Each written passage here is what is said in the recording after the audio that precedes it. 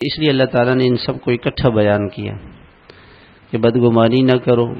تجسس نہ کرو اور غیبت نہ کرو، کہ یہ بڑے بڑے گناہ ہیں،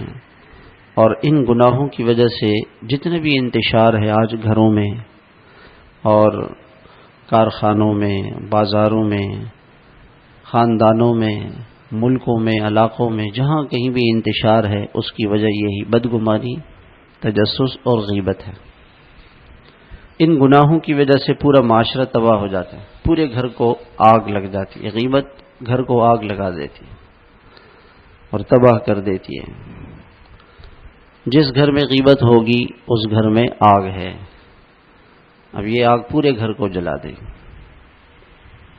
بہو ساس کی غیبت کر رہی ہے، ساس بہو کی غیبت کر رہی ہے ایک دوسرے پہ، اور یہ بدگمانی سے شروع ہوتی ہے، بدگمانی سے بات شروع ہوتی ہے۔ اپنے ذہن میں ایک خیال جما لیتا ہے کہ وہ ایسا ہوگا،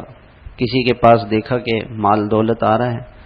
تو کہے گا کہ بھئی میں بھی کما رہا ہوں، میرے پاس تو ہے نہیں، یہ اچھا یہ 2 نمبر کام کرتا ہوگا،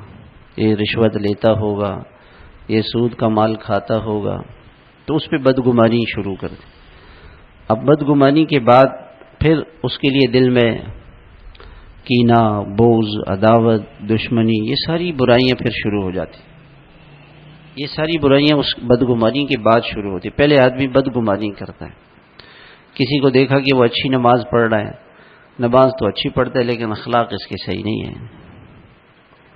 کسی کو دیکھا کہ وہ دعوت میں ماشاءاللہ خوب جاتا ہے، اللہ کے راستے میں نکلتا ہے، ہاں معاملات صحیح نہیں ہیں اس کے، معاملات اس کے صحیح نہیں ہیں، تو اس پہ وہ جو کمزوری ہے اس پر اور بدگمانی کر لیتا ہے، اس پر بدگمانی کرتا ہے۔